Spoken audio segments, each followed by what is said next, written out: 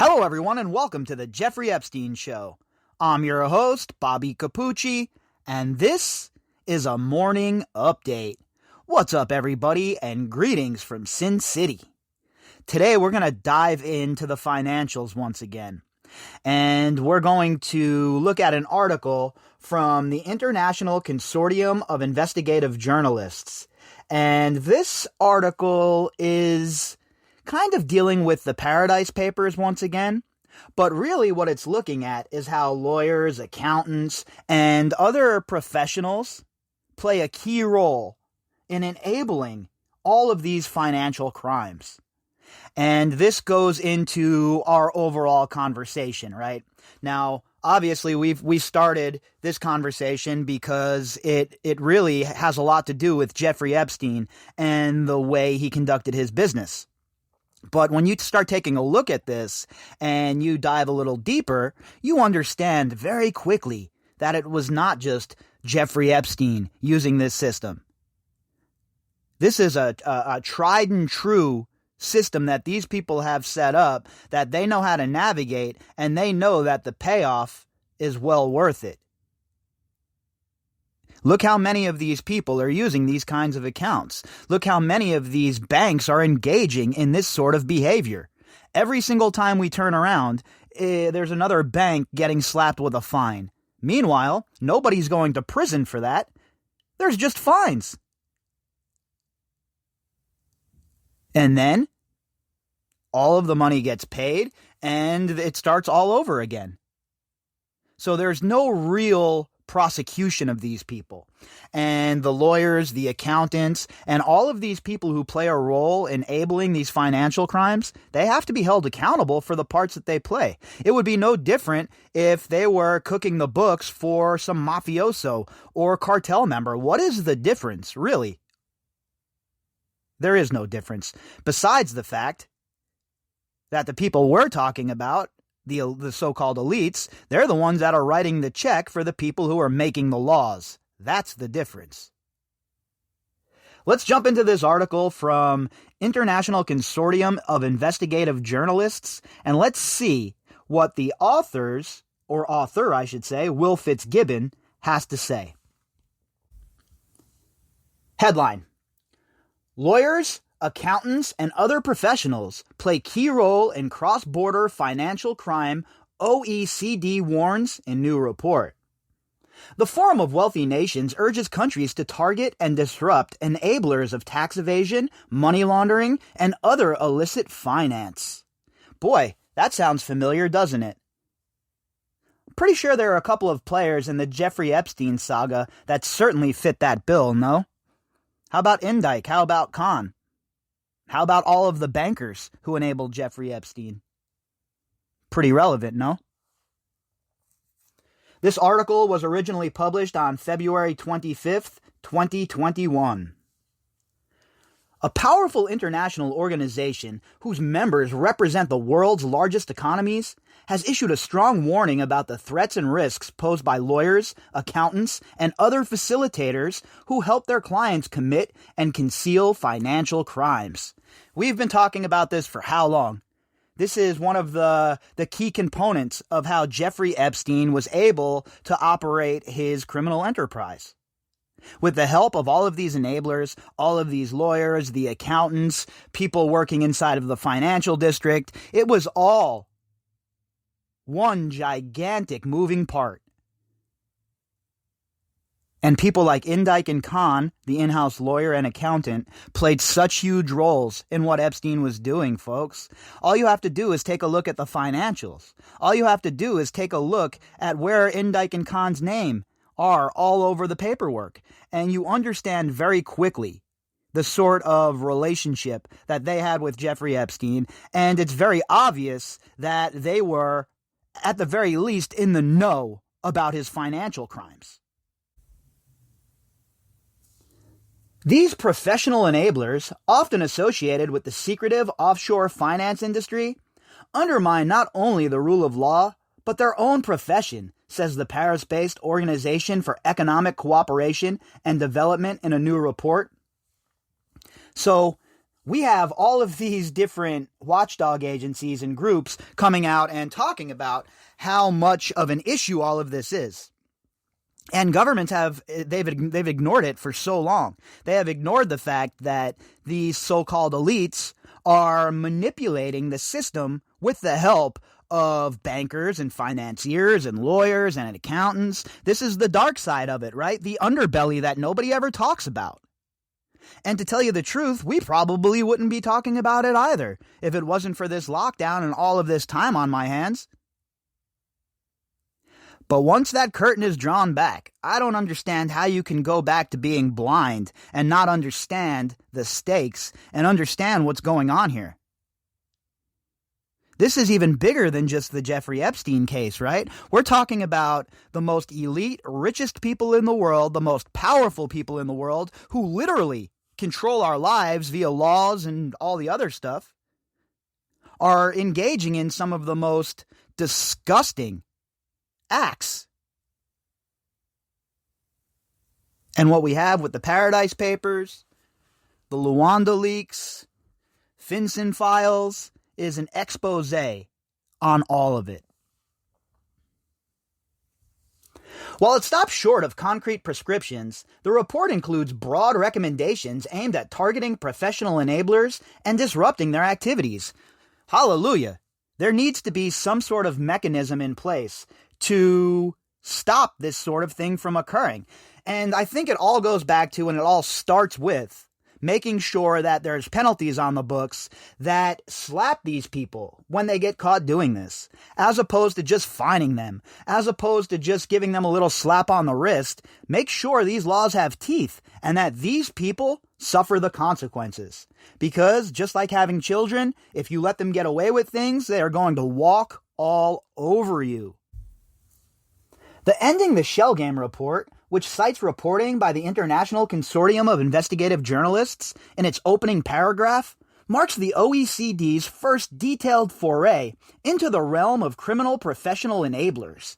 Well, I say, welcome to the party, because this is something that is very, very, very, very central to the Jeffrey Epstein case as a whole.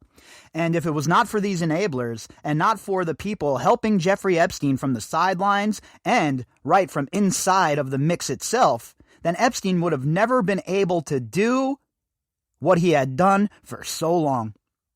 He would have been caught the first time. They would have been onto him. But he had so many different people helping him out, enabling him in different facets of this criminal enterprise, that it was just a spider's web of ties that bind.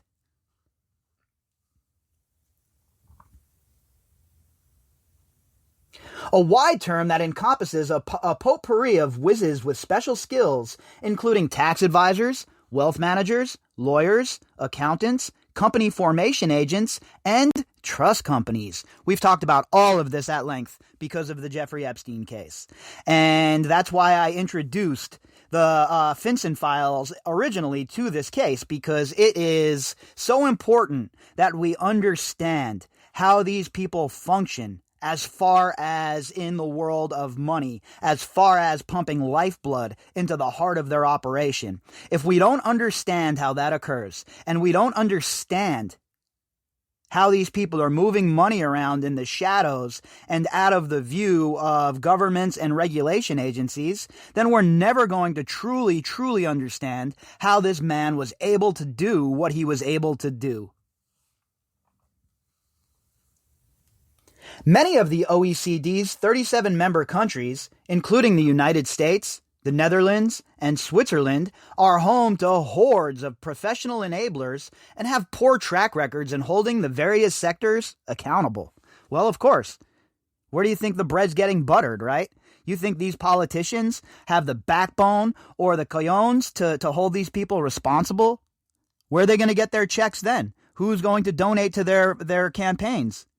What, you think your $10 donation to your favorite politician really matters? You think that those people really care about you? Yeah, right. Unless you're showing up with the Gucci bag full of dough to dump it on their table, then forget about it. And at the end of the day, we all know that money makes everything move, and we know that it is certainly the lifeblood of politics. So if anybody thinks that these politicians are going to go after their bagmen without some serious prodding from the public, they're being very naive. Just take a look at how this went down for all of these years. It doesn't matter who the president has been, what side of the aisle they're on. They're all owned by the same people, folks.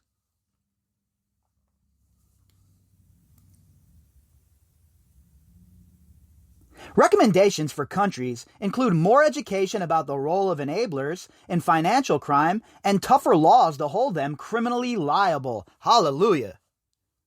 That's all I've ever cried about from here. Look, again, all I want is the system to operate correctly. I know it's asking for a lot.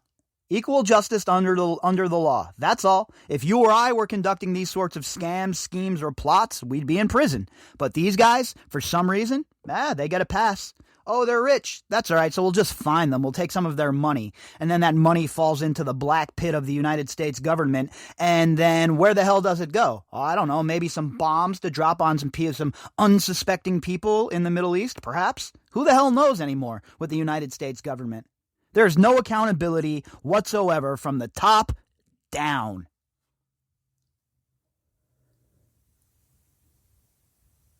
Where lawyers can too easily hide behind client-attorney privilege and refuse to share possible evidence of crime with law enforcement, for example, the OEC suggests that countries consider new legislation. I agree.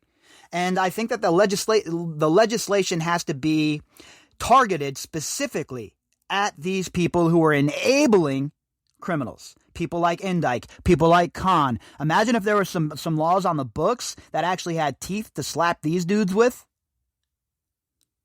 Be a watershed moment the second one of these kinds of people ends up getting slapped in the ass and put in jail. Because up until this point, well, they have gotten a free pass, folks.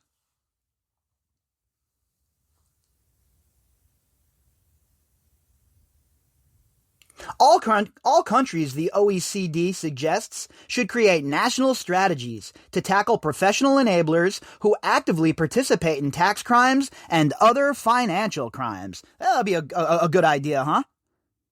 I mean, you have the FBI working overtime, rounding up people that were at that Capitol protest. So let's get them working a little bit overtime here as well. And how about you wrap up some of these criminal bastards who are involved in the financial system, who are ripping us off on a daily basis.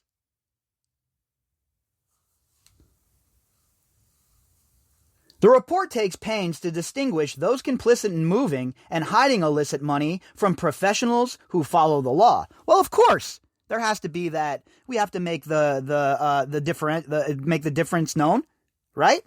There are people that follow the law. There are the lawyers that do the right thing. This doesn't mean everybody is engaging in this. Unfortunately, there's a very large percentage, though, who are. And it needs to be brought to light. People need to understand. There are no good guys, folks. Just a bunch of gray characters.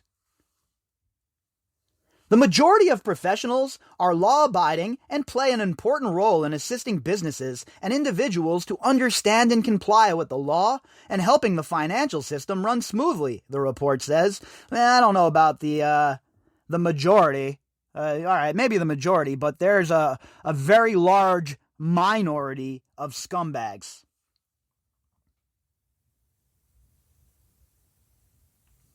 Such law-abiding professionals are to be differentiated from a small set of professionals who use their skills and knowledge of the law to actively promote, market, and facilitate the commission of crimes by their clients. Man, I think he's talking directly at Indike right now. You hear that, Darren? They're talking about you, sir. Professional enablers in the shadows. Poor and wealthy countries alike are under growing pressure to recoup billions of dollars in revenue lost to tax evasion and crack down on financial crime. About time. Because you see, folks, it's not us engaging in this financial crime, right? The regular people of the world, we're busy trying to feed our families and make sure our lights stay on. It's these scumbags, the 1% of the 1%, that are engaging in this shit on a regular basis, pretty much every transaction they make. Tax advisors, lawyers, and accountants are valuable partners for rogue actors who need sophisticated structures and clever advice to outsmart law enforcement. Again, Indike and Khan. That was their role within Jeffrey Epstein's operation. Do you see how it all becomes clear here, folks? Since we've done all of the groundwork and all of the legwork, and we've put all of the pieces of the puzzle out there, and we've started working from the corners, and now we're getting to the middle? See how it all starts to fall into place, and why it's important to stay on this every single day the way we do? Dr. Katie Benson, a lecturer at Lancaster University Law School, who has written extensively on the topic, said that interest in enablers has spiked over recent years. Increasingly, there is more of a focus on sanctioning people for doing this, Benson said. There is a concern that it doesn't happen enough. Dear Dr. Katie Benson, from your mouth to the maker's ears. It is about time that these enablers in the financial sector are put on display and put on blast. Because these people are literally screwing all of our lives up, folks. All of our lives. Extra couple points on the financial, you pay a few dollars more on the loan, nickel and diming you for everything.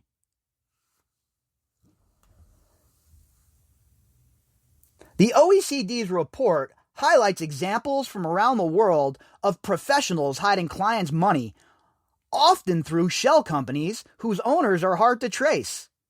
In one U.S. case cited in the report, tax advisors prepared fake business losses on tax returns to reduce taxes paid. In another from Sweden and the United Kingdom, the OECD described an incident where an unnamed offshore specialist encouraged customers to communicate through encrypted emails and changed banks to avoid detection by police.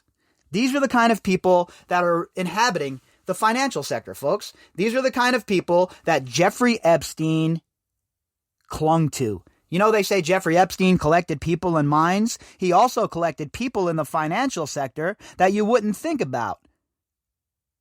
Compliance officials, etc., etc. Anybody that he thought could help him move his money, anybody who he thought could help him with his illicit business, he tried to get his hooks in.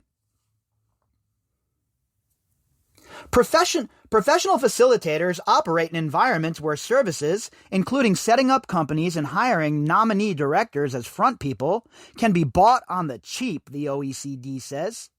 These services attract criminals who employ enablers to design schemes that hide assets through low-cost offshore companies behind more legitimate seeming onshore businesses.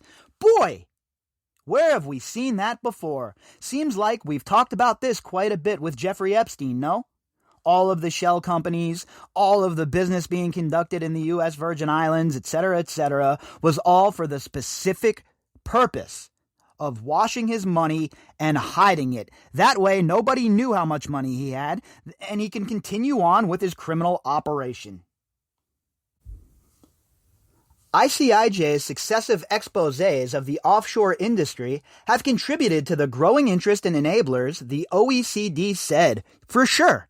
100%. The ICIJ's work here has been superb, folks. And outing these people is such a huge deal for mankind as a whole. And that's not even hyperbole. That's just straight up real talk, because this affects us all.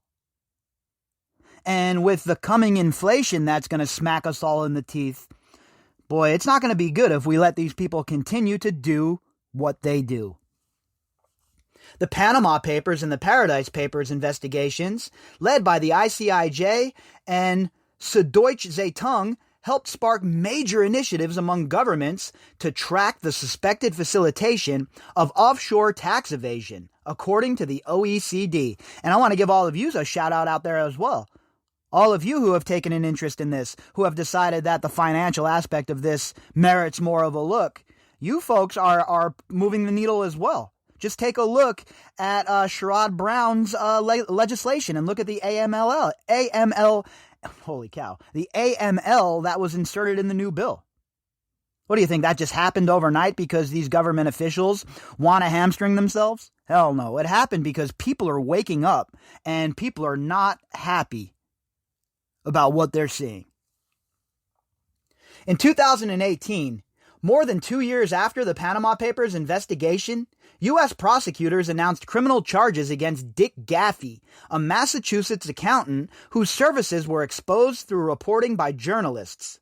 Gaffey pleaded guilty to conspiring with U.S. taxpayers to help them evade taxes and launder money. He was sentenced to more than 3 years in prison. So there you go, a guy laundering money, 3 years in prison. What about Indike? What about Khan? When is their day coming?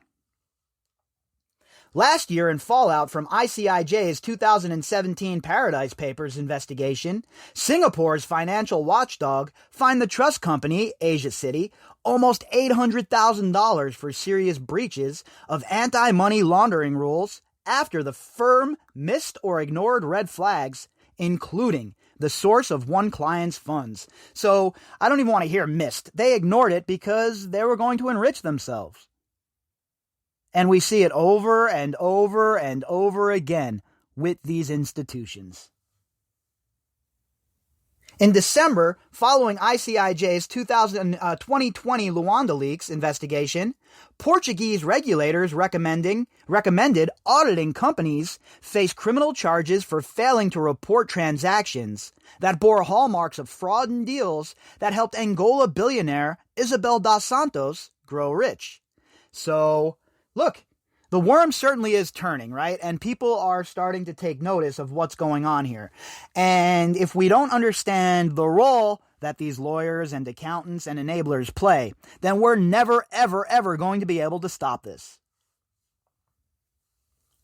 The OECD report notes that some countries have started to act. The United Kingdom allows charges to be brought against enablers suspected of involvement in criminal activity. In Mexico, facilitators of crime can be jailed for up to 16 years. India's special task force to identify and eradicate shell companies also tracks the specialists who make it possible, according to the OECD. Now, that's a good idea. Pretty nice that these countries are making it have a little bit of teeth, right? 16 years in Mexico for being an enabler? Yeah, high five for that one, folks. Meanwhile, here in America, the party rages on for these scumbags.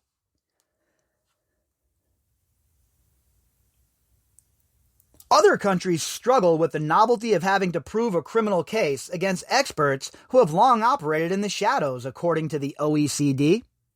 Independent reports reveal that the United States, from where lawyers, accountants, and real estate agents routinely assist criminal schemes, has a particularly poor track record. In 2016, the Financial Action Task Force, which sets global standards for anti-money laundering laws, described the U.S. weak regulation of enablers as the most significant supervisory gap in its fight against financial crime. The OECD will discuss its report next month during the organization's annual Anti-Corruption Summit. So, the United States, folks, needs to get its act together. And you know where I'm at with that. The reason they have not cracked down on it is because these people are the ones that fill their banks with money for their political runs. What else could it be? There's no other explanation for this. So let's hope that the United States gets on board and the corrupt politicians in the United States start to get weeded out. Yeah, right. And we get some people in there that actually want to hold people accountable for the crimes they commit. Imagine that. If you'd like to contact me, you can do that at bobbycapucci@protonmail.com. That's BOBBYCAPUCCI at protonmail.com. You can also find me on Twitter at BOBBY_CAPUCCI. All of the links that go with this episode can be found in the description box. To everybody who has donated to the podcast recently and in the past, thank you folks so much. As for the show for the rest of the day, we'll see where the news brings us, folks. If there's nothing new to discuss, we're just going to hammer out a couple more flashback episodes. If something new pops up, will have a daily drop tonight. No matter what, I will be back tomorrow morning, and we will get ready for the day at hand. All right, everybody, enjoy your Saturday, and I will talk to you all later.